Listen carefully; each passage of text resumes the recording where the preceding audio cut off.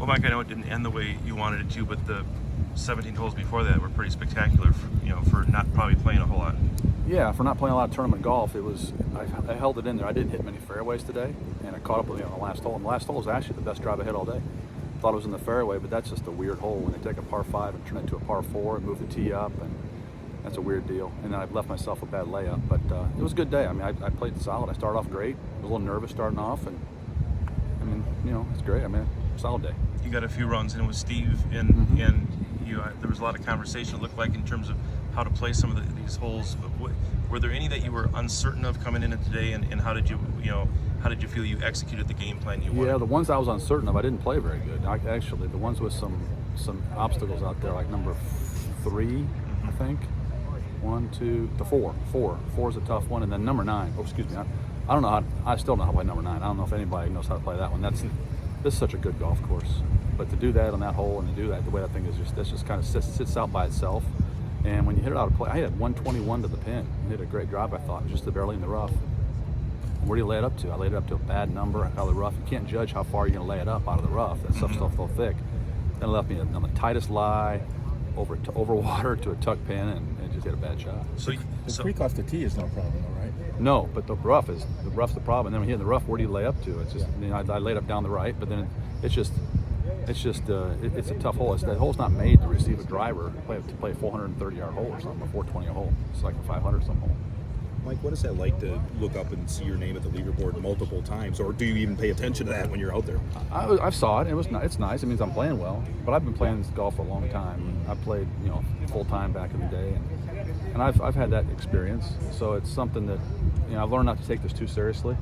It's not the end of the world for me anymore. It's not like I need to keep a card on any tour anymore or anything. So it's not the end of the world. But I would like to have finished better. I stay away from doubles all day. If I just made a bogey in the last hole, that'd have been a good day. But it feels good. It feels good to be here, and I played okay 2 weeks ago at Steve's event, the last 2 rounds. So I'm playing okay.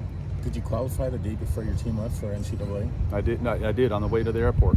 I dropped them off at Olympia Fields. I went across the street to Flossmoor, and it worked out great. And I played this thing twice before and did okay, but I haven't played it in a few years, so it's nice to get back, and it's a special tournament. So when you got back from Greyhawk, what was the process to get ready for this? Greyhawk I got back from there and had to decompress because that was a tough deal. We had a really great season, and we finished highly ranked, and probably had a good chance of anybody. So I got over that for a couple of days, and then I went to Strick's event and tried to find it, and played better there. And then I've been recruiting the last week and a half with the Western Junior was in town up in Chicago, and I played our state open Monday and Tuesday. I played our senior state open Monday and Tuesday, so I didn't come here until Tuesday night. Really? Yeah, I needed to play. Yeah. And so I played our state open and then came up here Tuesday night. How did that go? I won that. I won that. So that was good. So that was good. It's a different deal, though. Oh, different deal. Oh, yeah. Huge different deal. But this course is so hard. It's difficult. You hit it off the fairway. I hit 1 fairway the back 9 today. Wow. I hit 4 fairways all day. So to do that and score what I shot, I'm pretty thankful. What was the most impressive birdie in your mind out there that you made today? I'd say I birdied the first 3 holes. I made a bomb on number 12, my 3rd hole, which is a surprise. Then I played pretty solid. Really hit a couple. Number 18, I hit a wedge. Actually, killed driver, hit wedge in there about 6 inches. So I tapped that in for birdie on 18. That was a good one.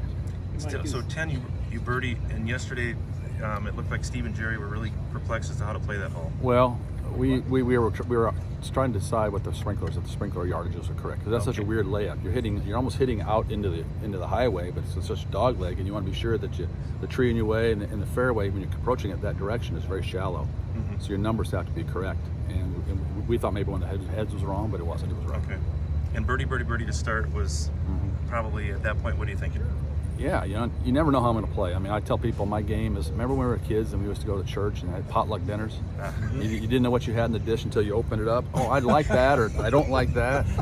That's my golf game. So I'm trying to find out what I had today, and it started off good. So it felt good to do that. What would you call what you had today? Was it like a tater tot casserole, or what was it? Yeah, I mean, it was a roast beef dinner there, and going until the end, but the dessert was bad. What do you hope to open up the next 3 days? Open up? Yeah, like in the potluck. Like. Oh, how do you think this sets you up for the next 3 days? I guess. Well, I know I want something good, but you don't know, and I don't know. That's my game. I mean, I don't play full time anymore, and I coach, and I'll be recruiting on the phones this week, and I'll be trying to relax and get away a little bit. But I don't know. I mean, I'm gonna work on the range, try to find my driver, and I missed fairways with hybrids and 3-woods off the tee today, which is bad. So if I can hit the fairway, I think I can be okay. I'll compete. Mike, what is it? Hey, bro. Good to see you, man. Is there something with the back nine here? It seemed like, obviously I know you start out well, but just in general, looking up at the board, the back nine, it seems like there's more birdies back there. Was that just The today? pins are really difficult on this front nine. I Okay. thought. Okay. So that could change going forward. You don't think it Yeah, might? and I Okay. think the wind came up. The first 2 holes on the front are down, and then you're coming in and into the wind a little bit. But and there's more trouble. You know, I mean, they're both hard. The rough is so thick. I don't think the guys out here. Again, I played 15 or 16 Champions Tour events, and this is my 3rd one of these. I've never seen the rough this thick. So these guys, they're not used to it. So I think that's probably what's going to. If guys hit it straight, that's what you need to do. The course didn't play that long because it's playing fast and firm, but this rough is so dense. Like on 18, honestly, I hit the best drive of the day, and I don't know what to do. And I'm trying to lay it up, but you can't determine your distance to lay it up. And I ended up laying it up to the worst number I could have, off the tightest. I mean, these fairways are like greens that you normally play, especially closer you get to the green. It's What was your over yardage there? like 59 yards or something, over water to a front pin. I should have just played to the strong side, but I just wanted to compete and try to make a par and make a double. You mentioned that mentality of not being life and death for you. Do you think this helps you kind of play free and just let a does. bad hole go, kind of a thing? It does, but there's a little battle in myself because I'm so competitive, and I did it for so long that you want to do well, so you don't want to play badly. But I'm getting better at letting it go. But yeah, I mean, when I coach. thanks, Harry. When I lost my car and started coaching, I've made more cuts on the PGA Tour and more cuts in majors, and made more money than I did when I was playing full time. So figure that out. I don't know. I'm a better player now than I was. I'm getting older now, but yeah, I've made a lot more money playing as a coach than I did as a pro. Does it help recruiting? I hope. Yeah, you can go out I think and, that's been our niche the last 20 years. Is that it's a little bit different, And I played in like 10 majors, 11 majors since I've been coaching. So that's always a nice thing to talk to recruits about. It's something different.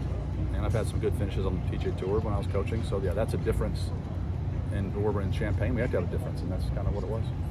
I saw the Corn Ferry Tour post with the guys giving you well wishes. I haven't seen that yet. Yeah, It was pretty good. I saw it and I responded to them. Yes. But I haven't seen it posted yet. Yeah, That's cool. I mean, it's pretty neat to have that. Yeah, that man. group now. Number of those guys like Aiden getting started, and I got great guys. Yeah. And we've been so competitive and so good for a long time, and they buy in, and those guys are going to be good pros. I've had a lot of good pros. I mean, Scott Langley, an NCAA champion, now is running these championships for the USGA. He's Wow. out of golf, but he played on tour for a bunch of years, and they're all over golf. It's fun the longer you coach, the more of them you got. So how critical is recruiting? You lose a lot, don't you, from Yeah, this year? I lost three really good ones. Well, Yeah. I got a couple good ones back, but yeah, we got to have some youth step up. But those are the kind of fun years. To find out what you got and build. And since Milwaukee TV is rolling, what do you expect for Pearson Hunt next year? I expect big things from Pearson. He knows that, so I expect all good things. And but this summer's important for him, and we'll come back and start again next fall.